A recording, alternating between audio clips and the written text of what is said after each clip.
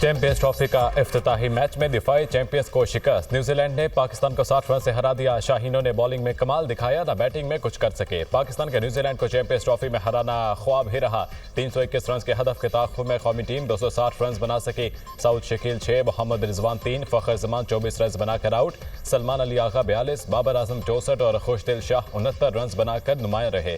तैयब ताहिर 1, शाहीन आफरीदी 14, नसीम शाह 13 और हारिस रऊफ 19 रन पर आउट हुए। न्यूजीलैंड ने मुकर्रर 50 ओवर्स में 5 विकेट्स पर 320 रन बनाए। कीवी बैटर्स का लाठी चार्ज, विल यंग और टॉम लेथम की सेंचुरियां। टॉम लेथम 118 रन बनाकर नॉट आउट रहे।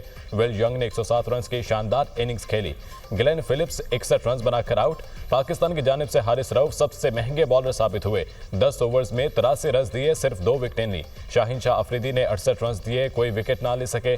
नसीम शाह ने 63 रन देकर 2 विकेटें ली। इब्रार अहमद ने भी एक खिलाड़ी को आउट किया। कौमी टीम आज दुबई रवाना होगी। पाकिस्तान 23 फरवरी को भारत के खिलाफ अहम मैच खेलेगी।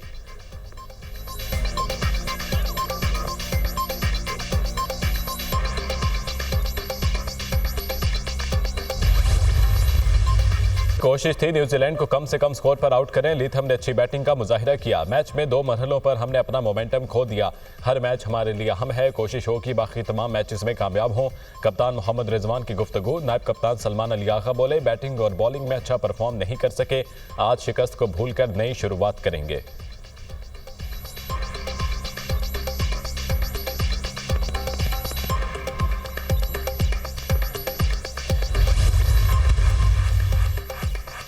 पाकिस्तानी ओपनर फ़खर जमान फील्डिंग के दौरान इंजरी का शिकार। पट्टों में खिंचाव के बायस फ़खर दोबारा मैदान से बाहर गए। इंजरी के बायस फ़खर जमान ओपनिंग करने भी ना आ सके। सऊद शकील और बाबर आजम ने ओपनिंग की। फ़खर जमान चौथे नंबर पर बैटिंग करने आए। बैटिंग के दौरान भी तकलीफ का शिकार नजर आए।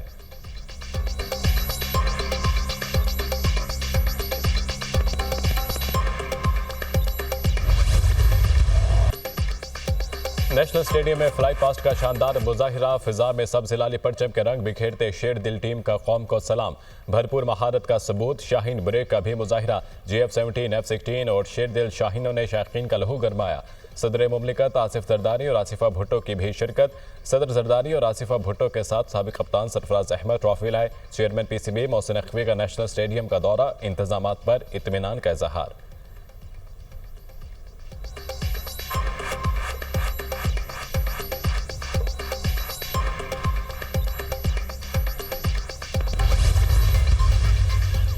पाकिस्तान में 29 साल बाद कामयाबी से क्रिकेट का मेला सजने पर भारतीय मीडिया वावेला करने लगा। मैच से पहले तैयारों का फ्लाई पास्ट। F-16 की घन गरज से भारतीय मीडिया बौखलाहट का शिकार।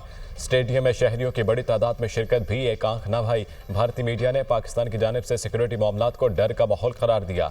पहले मैच में स्टेडियम में शायकीन की तादाद भी कम बताई, जबकि सूरत हाल इसके बरक्स रही। शायकीन की बड़ी तादाद ने स्टेडियम में मैच देखा। भारतीय मीडिया से कबल भी पाकिस्तान के खिलाफ हर्जा सराई करता रहा है। भारतीय झंडे का तनाज़ा भी खड़ा करने की नाकाम कोशिश की। कभी कबूतर को जासूस करार दिया तो कभी एक गुब्बारे पर सनसनी फैलाई।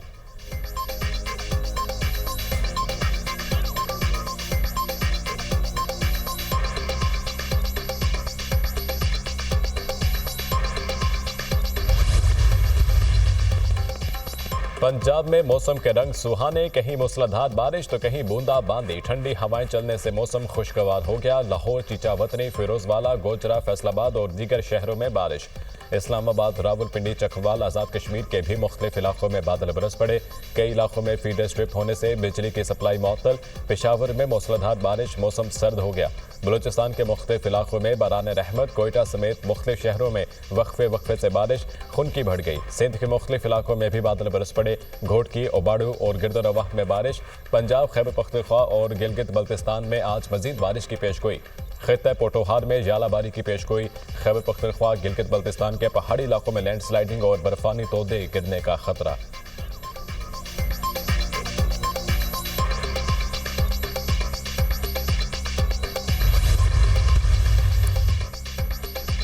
कराची में डंपर चलती फिरती मौत बन गया। शहर कायद में ट्रैफिक हादसात में मजीद 2 अफराद जिंदगी की बाजी हार गए। शाहराह फैसल कारसाज के करीब हादसे में जख्मी 19 साला शाकिर अली दौरान इलाज दम तोड़ गया।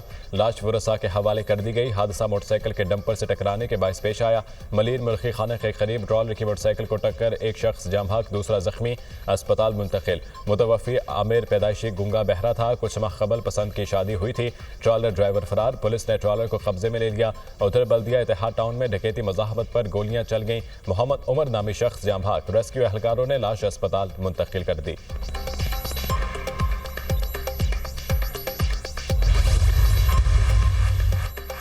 वज़ीर-ए-आज़म शहबाज शरीफ के चीफ जस्टिस याहिया अफरीदी से मुलाकात। मुल्क की मौशी सूरत हाल और सिक्योरिटी चैलेंजेस पर तबादला ख्याल। वज़ीर-ए-आज़म ने तवील मुद्दत से ज़ेर इल्तवा टैक्स तनाज़ात से मुतालिक आगाह किया। टैक्स केसेस में मेरिट पर जल्द फैसलों की इस्तदा।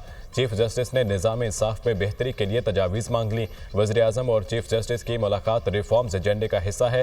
चीफ जस्टिस ने अदालती पॉलिसी साज कमेटी इजलास का एजेंडा भेजकर तजावीज़ मांगी थी। एलामिया सुप्रीम कोर्ट। मुलाकात में वज़ीर-ए-आज़म शहबाज शरीफ का कहना था कि अदालती पॉलिसी साजी पर अपोजिशन को भी एतमाद में लूंगा। चीफ जस्टिस का कहना था कि अपोजिशन से भी तजावीज़ लेंगे ताकि इस्लाहात गैर मुतनाज़ा हों। चीफ जस्टिस की जानिब से वज़ीर-ए-आज़म को एजाज़ी शील्ड भी पेश की गई।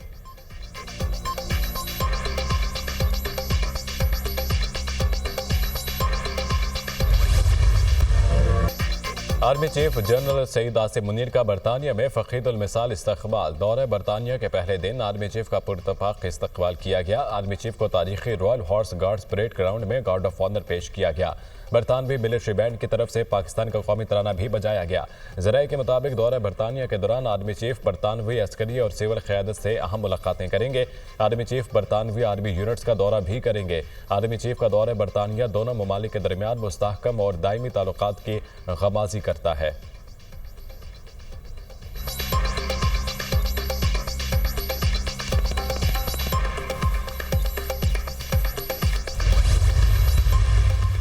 कारकर्दगी पे बात नहीं कर सकते क्योंकि अल्लाह के फजलो करम से मैं मेहनत कर रही हूँ। पहली बार जो मुल्क पे हमला करने का जो धब्बा है ना, वो भी किस पे लगा? कौन है जिसने पाकिस्तान में पहली मर्तबा फितना फसाद की सियासत का आगाज किया? आज जिस चीज की वो सजा भुगत रहे हैं ना, उसके पीछे इतने ज्यादा वजूहात हैं। आप क्या इख्तलाफ सियासी एक दूसरे से हो सकता है, उसको सियासत में एक तहजीब के दायरे में रह के बातचीत हो सकती है। हम क्या दे रहे हैं नौजवानों को? हम उनके हाथ में लैपटॉप्स दे रहे हैं और ये क्या दे रहे हैं? Petrol bombs. ये क्या दे रहे हैं? किलो वाले डंडे के मारो और सर फाड़ दो। मेरे मुल्क को जिसने नुकसान पहुंचाया उसको मैं कभी माफ नहीं करूँगा।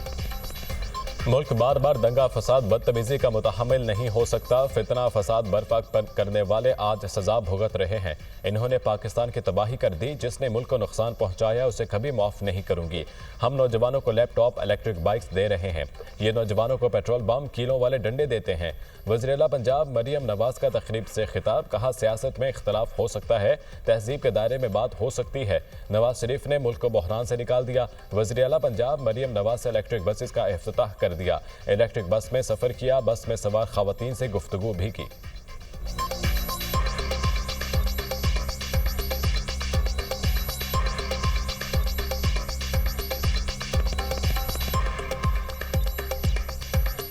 आप लोग ये जानते हो बच्चों कि मैंने बसेस के अंदर कैमरास लगवाए और उनकी सर्वेलेंस हम कराएंगे ताकि और हमारा एक कंट्रोल रूम बना हुआ है।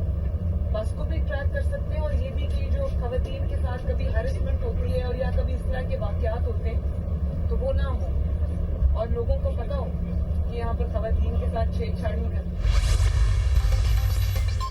बिजली की कीमतों में 2 रुपये फी यूनिट कमी का इम्कान। CPPA ने नेपरा में दरख्वास्त जमा करा दी। बिजली की कीमतों में कमी जनवरी की फ्यूल एडजस्टमेंट की मद में मांगी गई है। नेपरा अथॉरिटी 27 फरवरी को दरख्वास्त पर समाअत करेगी।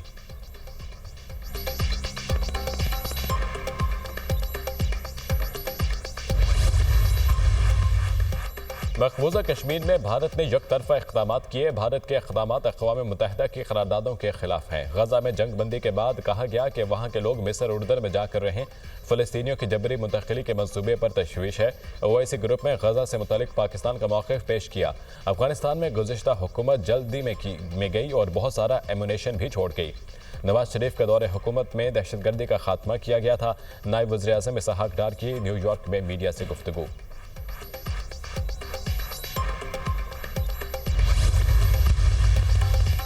वज़ीर आला सिंध मुराद अली शाह की कराची में ट्रैफिक हादसात की मजम्मत। मीडिया से गुफ्तगू में कहा, हादसात को सियासी मकासद के लिए इस्तेमाल ना किया जाए। डंपर्स को हुकूमत सपोर्ट नहीं करती, हुकूमत एक्शन ले रही है। हादसात पर लोग गिरफ्तार हुए। कुछ हादसात रोड नामुकम्मल होने की वजह से हुए। 2017 में सिंध हुकूमत ने 7 अरब दिए मगर अभी तक रोड मुकम्मल नहीं हुए।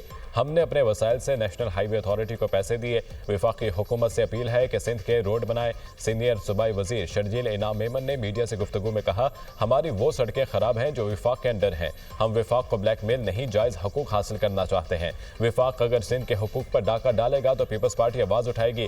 सिंध सबसे ज्यादा विफाक को टैक्स अदा करता है।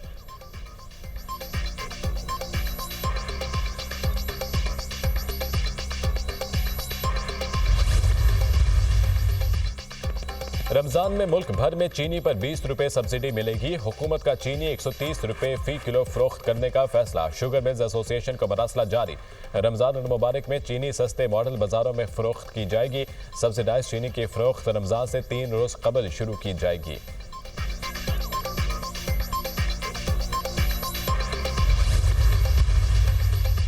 वज़ीर आला पंजाब और इदारों के खिलाफ सोशल मीडिया पर मनफी प्रोपेगेंडा। लाहौर प्रेस ने मुख्तलिफ मुलजिमान के खिलाफ 3 मुकदमात दर्ज कर लिए। मुकदमात में पीका एक्ट समेत दीगर संगीन दफात शामिल। थाना शाहदरा टाउन और कोट लखपत में मुकदमात का इंदराज किया गया। मुलजिमान ने आर्टिफिशियल इंटेलिजेंस के जरिए वीडियोस बनाई। सोशल मीडिया पर मुल्क दुश्मन अनासर के एजेंडे को प्रमोट करने के लिए वीडियोस बनाई गई। मखसूस जमात ने जाली वीडियोस बनाकर इंतशार फैलाने की साजिश की। FIR का मतन।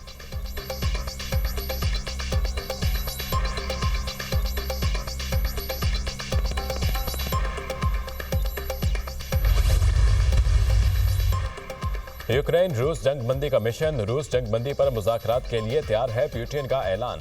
मीडिया से गुफ्तगू में कहा, ट्रंप ने मुझे बताया कि यूक्रेन मुज़ाकरात में शिरकत करेगा। मुझे रूस अमेरिका मुज़ाकरात के नताइज से आगाह किया गया। मुज़ाकरात का आला दर्जे का जायजा लूंगा। अब सिफारती मिशन का काम दोबारा शुरू किया जाएगा। मैं अपना मुल्क नहीं बेचूंगा। यूक्रेनी सदर ज़ेलेंस्की का सख्त मौक़िफ़। कहा, पुतिन यूक्रेन पर अपनी मर्जी के मुताबिक कब्जा नहीं कर सकेंगे। डोनाल्ड ट्रंप के पास रूस के तरफ से तैयार करदा गलत मालूमात हैं। ट्रंप ने ज़ेलेंस्की को डिक्टेटर करार दे दिया। कहा, यूक्रेन अमेरिका से ऐसी जंग में शामिल होने को कह रहा है जो जीती नहीं जा सकती। अमेरिका के बगैर जंगबंदी मुआहिदा नहीं हो सकता।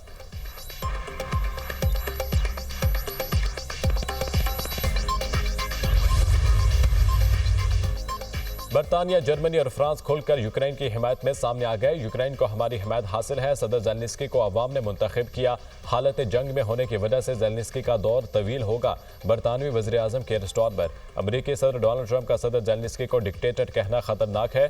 अमरीकी सदर को किसी की तस्दीक नहीं करनी चाहिए। German chancellor Olaf Scholz. तवील मुद्दत यामन सिर्फ यूरोप को शामिल करके ही हासिल किया जा सकता है। हम यूक्रेन के लिए अपनी हिमायत बढ़ाएंगे। जर्मन वज़ीर ख़ारजा अपना लेना शॉर्टलेट। हम यूक्रेन के साथ खड़े हैं। यूक्रेन में अमन मुस्तकिल और काबिल एतमाद ज़मानतों के साथ होना चाहिए। हम ट्रंप के साथ बातचीत करके यूक्रेन जंग का खात्मा चाहते हैं। यूरोप में अमन और सलामती के लिए जिम्मेदारियां अदा करेंगे। अमेरिका यूरोप की सलामती के खदशात को भी मद्देनजर रखे। यूरोप को अपनी दिफाई सलाहियतें बढ़ाने की ज़रूरत है। फ्रांसीसी सदर की पेरिस में मीडिया से गुफ्तगू।